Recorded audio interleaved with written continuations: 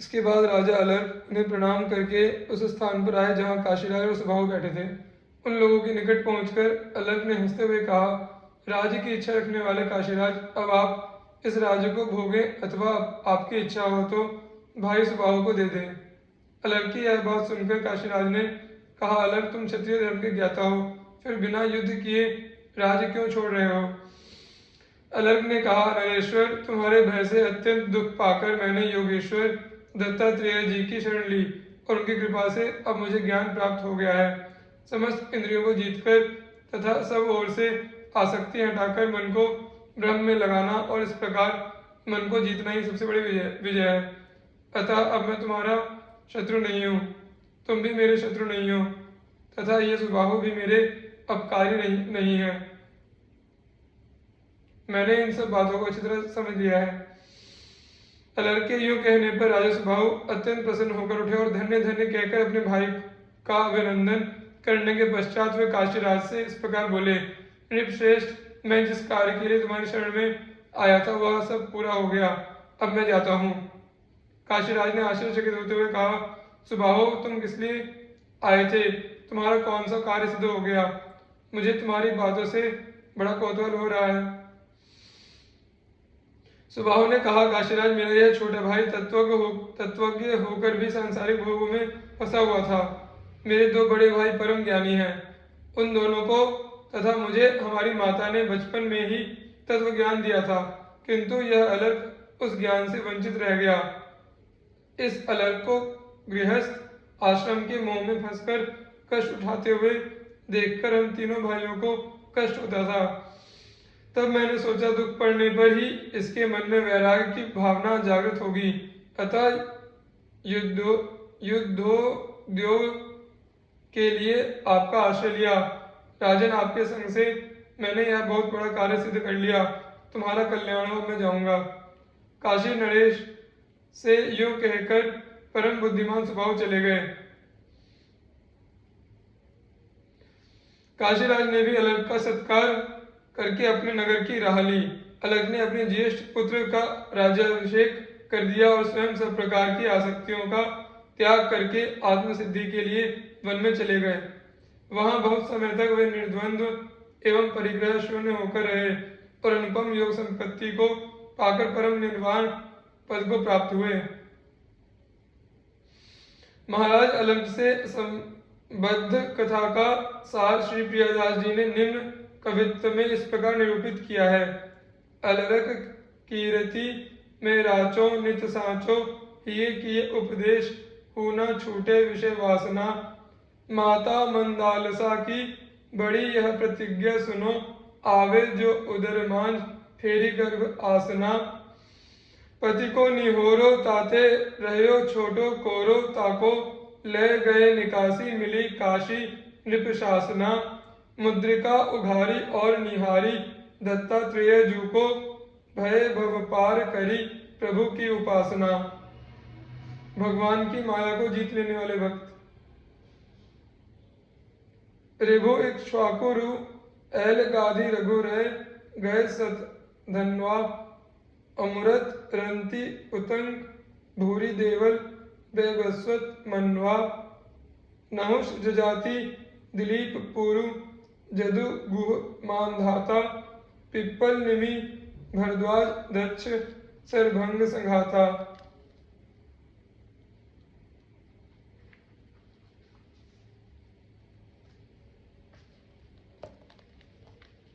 संजय समीक उत्तान पद, जाग्य बल्क जस जग भरे।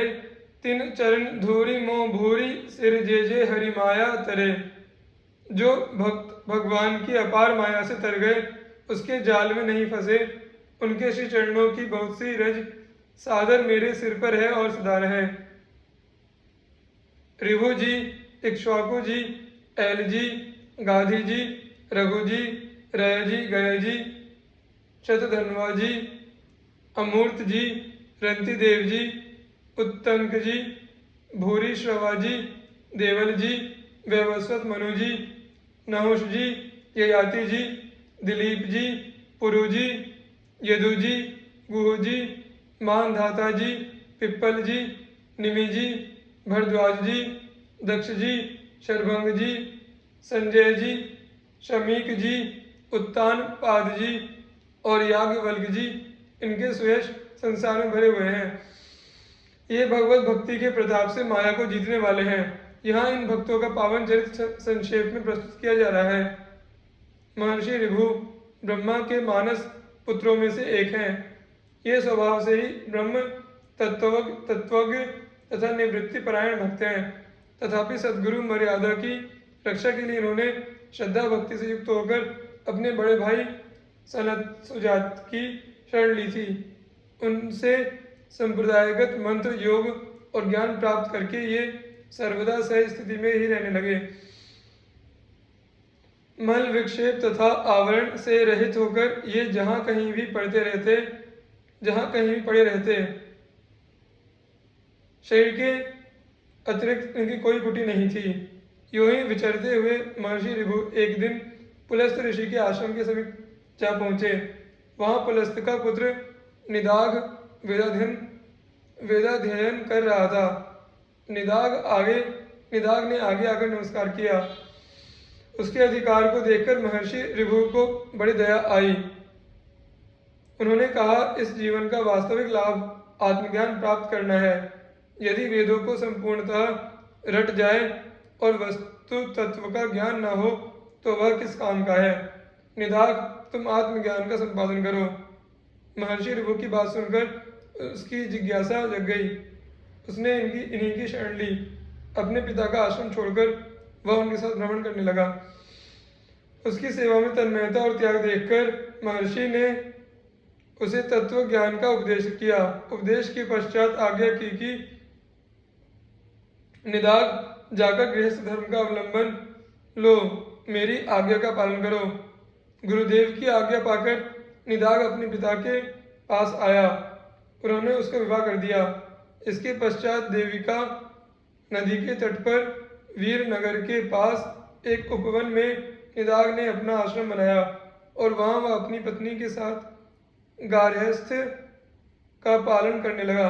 कर्मपरायण हो गया।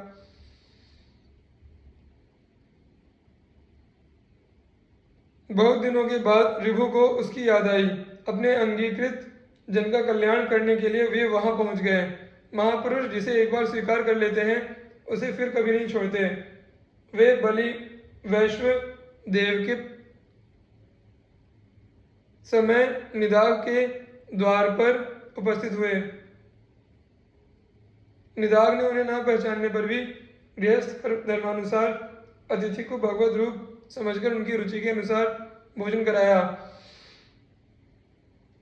अंत में उसने प्रश्न किया कि महाराज, भोजन से तृप्त हो गए क्या? आप कहाँ रहते हैं, कहाँ से आ रहे हैं और किधर पधारने की इच्छा है?